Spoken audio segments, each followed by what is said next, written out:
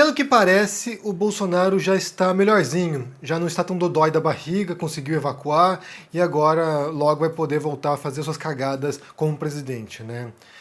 Só que eu quero aproveitar essa circunstância porque dias atrás, não sei se foi ontem ou anteontem eu acho, fiz um vídeo no qual falei sobre a internação do Bolsonaro e mencionei a história da facada, né? Porque o Bolsonaro está explorando isso mais uma vez, né? A facada, o Adélio, o PT, o PSOL, ou seja, usando toda essa história mirabolante em torno do atentado contra ele para poder recuperar talvez a popularidade dele, né? Criar um pouco de empatia nas pessoas. Será que é possível, né? A pessoa mais antipática do universo querer empatia das pessoas. E daí eu falei sobre a facada e mencionei que essa é uma das teorias conspiratórias da esquerda, né? Como algumas pessoas da esquerda realmente acreditam que houve uma armação do Bolsonaro. E daí veio uma enxurrada de comentários aqui de pessoas dizendo que realmente foi uma armação. Eu quero falar sobre isso porque é importante. Isso tem a ver, na verdade, com a essência daquilo que a gente faz aqui no canal, né? Que é os critérios e análise para uma eventual busca da verdade, para a gente tentar descobrir aquilo que é real daquilo que não é. Então, isso tem a ver com aquilo que a gente faz todos os dias, quando a gente tenta decodificar o discurso dos políticos, quando a gente tenta explicar aquilo que está por trás daquilo que as pessoas falam, tem a ver com essa busca pela essência da verdade. Então, eu estarei me omitindo ao ver esse tipo de comentário e não vir aqui responder a isso, porque, sinceramente, eu quero usar alguns exemplos para você poder entender aonde eu quero chegar, né? Só que antes disso, eu só preciso aqui avisar que tem uma função nova aqui no YouTube para quem deseja dar uma força para o canal, que se chama aplausos. É um botãozinho que tem aqui embaixo, aqui na barra, aqui embaixo do vídeo, e se chama aplausos, e você pode mandar o seu suporte para o canal. E além disso também, quem quiser, quem puder ajudar, pode se tornar um membro do canal e assim dar também uma contribuição mensal aqui pra gente. Mas vamos aqui começar com os exemplos. Vamos supor que você tenha um copo de vidro sobre sua mesa, né, da sala. Um copo de vidro ali e de repente num dia esse copo explode. Do nada. Você está ali passando e pá! Explode o copo na sua mesa. Você pode pensar, puxa, que estranho isso, hein? Que coisa bizarra, que coisa assustadora. O que será que aconteceu? Não sei. Pode ter sido a temperatura, pode ter sido alguma coisa, algum fenômeno natural que aconteceu, mas você não sabe explicar aquilo. Entre você ter a dúvida e achar estranho, né? Ter a dúvida e achar estranho, entre isso e você criar uma teoria sobre esse assunto, bem, o que aconteceu foi que espíritos explodiram o copo para mandar uma mensagem para mim. O que aconteceu foi um poltergeist que explodiu esse copo. O que aconteceu foi que um raio laser extraterrestre atingiu o copo e explodiu. Entre você pegar a suspeição, a dúvida, a indagação, o estranhamento, você pegar isso e transformar numa teoria conspiratória, há um abismo. Há um abismo. O que acontece é que no mundo, todos os dias, o tempo todo, muitas coisas estranhas se passam. Muitas coisas bizarras, sem explicação. Há inúmeros fenômenos para os quais a gente não tem uma resposta ainda para eles. Inúmeros fenômenos físicos, fenômenos psíquicos, fenômenos mentais. Tem muita coisa que a gente não sabe explicar. A ciência até pode se debruçar sobre isso e tentar encontrar respostas, mas tem muitas coisas que são, nesse momento, inexplicáveis. Só que, como eu falei, entre a dúvida, entre o estranhamento, entre o puxa, que bizarro isso, que estranho, e você criar toda uma teoria mirabolante sobre aquilo, há um abismo. Então, por exemplo, a gente pode pegar lá o evento do Bolsonaro, a facada do Bolsonaro, e achar, pô, foi estranha essa história, que história bizarra, que história com pontas soltas, né? Tem um monte de elementos aqui que não se encaixam. Podemos fazer isso. Podemos ficar na suspeição. É o ceticismo, né? O ceticismo como método. Olha, eu não sei o que aconteceu, portanto, eu vou avaliar, vou investigar e, quem sabe, encontrar alguma evidência. Ou eu vou suspeitar e não tenho como buscar evidências. Nesse momento, não tenho como ter uma resposta.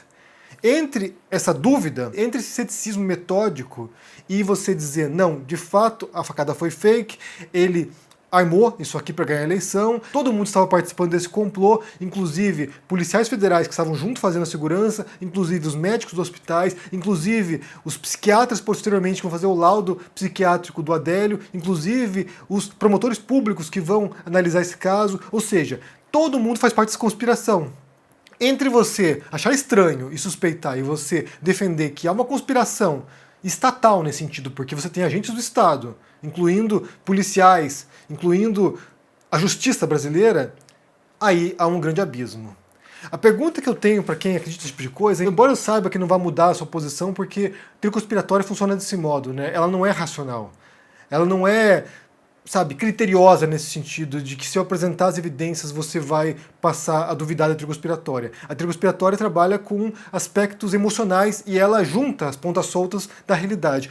Por exemplo, eu estou lendo agora um livro chamado The Storm is Upon Us, que é sobre o QAnon, né, a teoria conspiratória norte-americana entre os trumpistas. Em português seria A Tempestade Está Sobre Nós. Como o QAnon se tornou um movimento, uma seita e uma teoria conspiratória sobre tudo. O autor é o Mike Rothschild. Comecei a ler agora e ele vai tentar explicar por que as pessoas compraram essa teoria conspiratória, como elas foram dragadas por isso, sugadas por isso, até um ponto no qual elas se sentem inflamadas e legitimadas para invadir o Capitólio, para invadir a sede do Congresso norte-americano, para tentar evitar que o Joe Biden fosse reconhecido como presidente dos Estados Unidos. É o tipo de história que ficaria lá num rincão da internet, né? Uma história que ficaria lá no submundo da internet e que de repente ultrapassa essa barreira do submundo e vem para o mundo real e passa a impactar na política norte-americana ao ponto de levar as pessoas à insurgência e levar essas pessoas para a cadeia. Porque muitos foram presos, né? Muitos dos que invadiram o Capitólio acabaram em cana. E a gente vê esse tipo de teoria conspiratória, no modo como ela é propagada pelo QAnon, a gente vê isso de maneira exacerbada nos bolsonaristas. Eles operam com base em teorias conspiratórias no mesmo nível dessas teorias conspiratórias do QAnon. Inclusive, muitos elementos aqui, pelo que eu estou percebendo, são relacionados. Ou seja, já falei inúmeras vezes também aqui que você tem grupos, né, figuras como Olavo de Carvalho, que importam as teorias conspiratórias norte-americanas e injetam isso na cultura brasileira. O Alan dos Santos, né, o Terça Livre, ou seja, tem um monte de pessoas que fazem esse trabalho de importação das ideias, de importação dos delírios norte-americanos. E como eu falei, se você adota isso como uma estratégia de guerra, ou seja, eu quero destruir meu opositor, eu quero destruir meu inimigo, a gente até pode questionar a validade desse recurso, né? Eu questiono, eu acho que não é ético, eu acho que a gente não pode fazer isso, usar recursos baixos, sujos, para tentar vencer uma disputa eleitoral, por exemplo. Mas se você adota como uma estratégia de guerra, eu vou adotar essa teoria conspiratória, eu vou inventar uma teoria conspiratória para poder destruir meus opositores, você está fazendo um uso estratégico disso e, como eu falei, desleal, né, antiético na minha visão, mas você faz um uso racional disso. Claro que você vai enganar um monte de pessoas por baixo, né? Você está no topo ali, elaborando a teoria conspiratória, e você vai jogar isso para a base, e a base vai comprar como se fosse verdade. É um uso desleal, como eu falei. Mas se você faz isso de maneira estratégica, é um tipo de uso. Se você é uma das vítimas desse uso estratégico, se você é uma das vítimas dessa conspiração, você está imerso num tipo de delírio para o qual não há resposta racional. Porque a pergunta que eu faço é, vamos supor que você acredite de fato que a facada foi fake, né? Vamos supor que você acredita que há uma conspiração e agentes do Estado, médicos, promotores públicos atuaram junto com o Bolsonaro para encobrir a farsa da facada.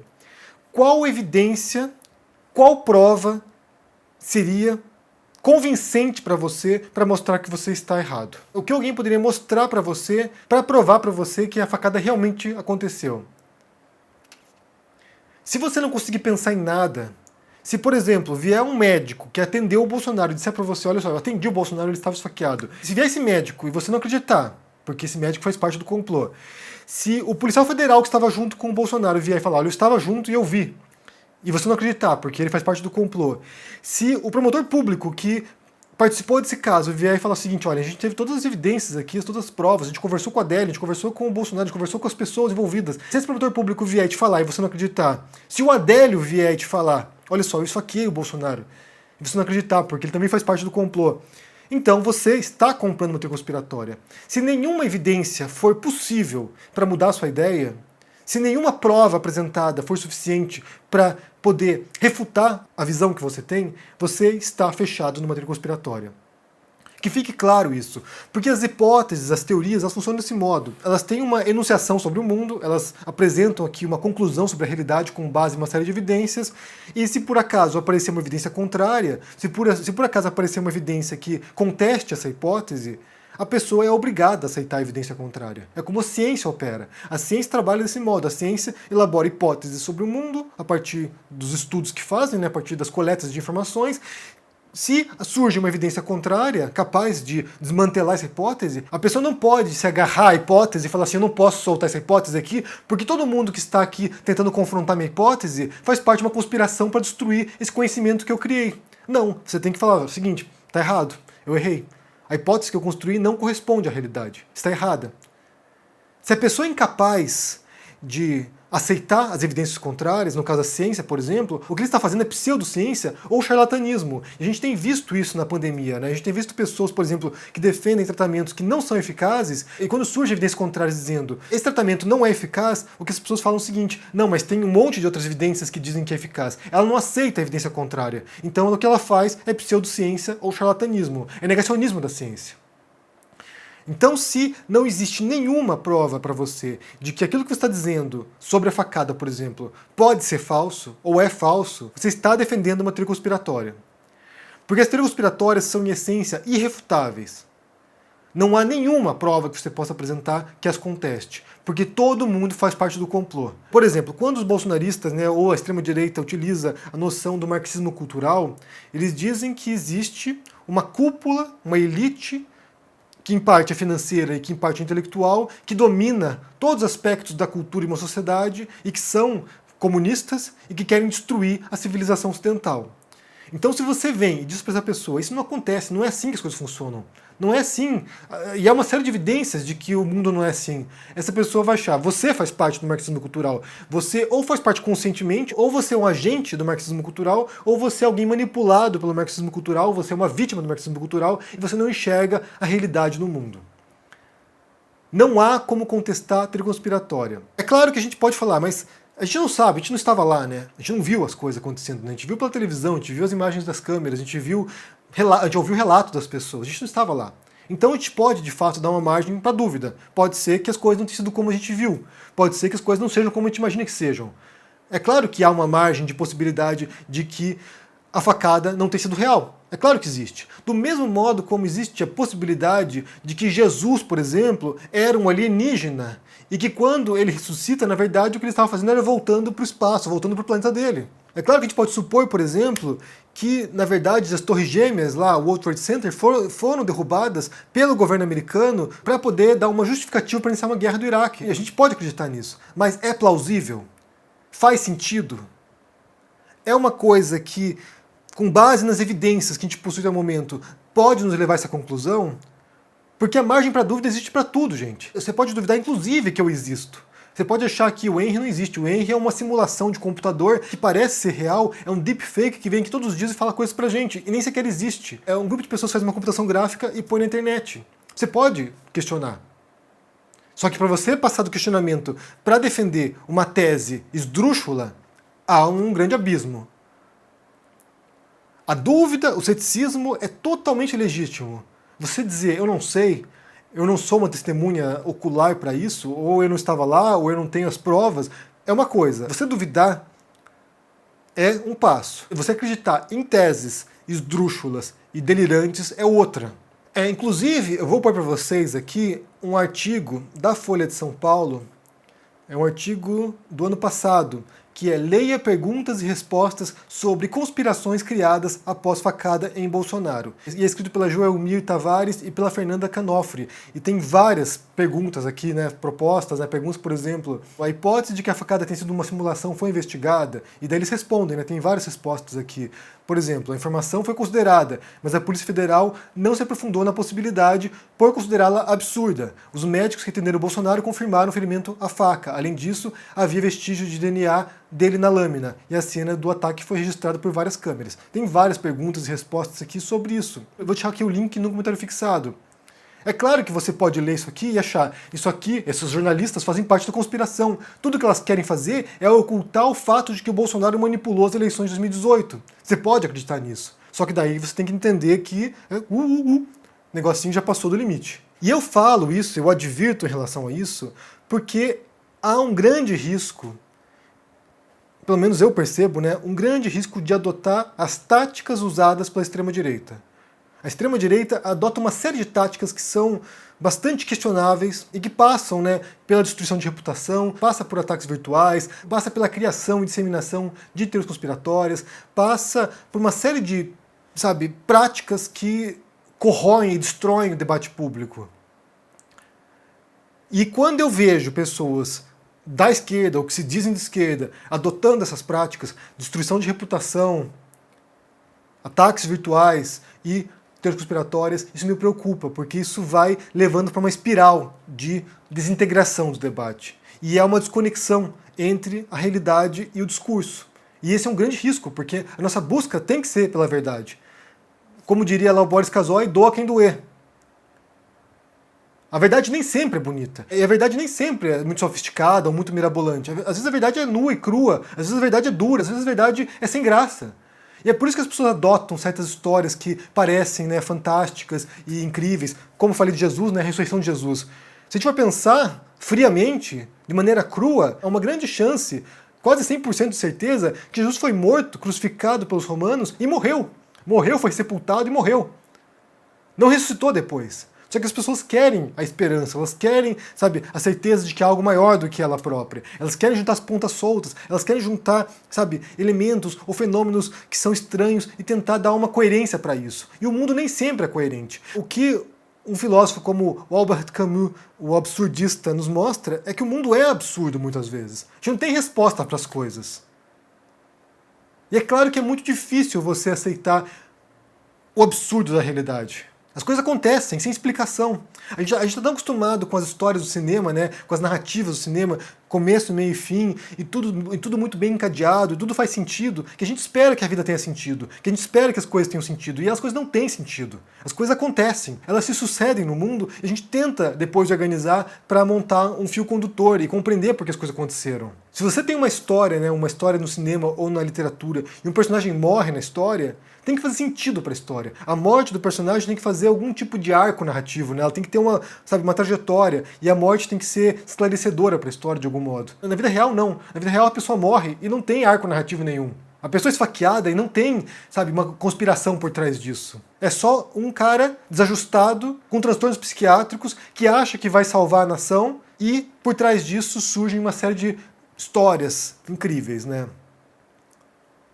Como eu disse, eu não espero que eu vá mudar a ideia de quem realmente acredita que foi fake a história da facada. Eu não acho que vai mudar, porque o modo como as teorias conspiratórias funcionam, e é isso que eu estou vendo nesse livro agora, sobre o QAnon, não é racional.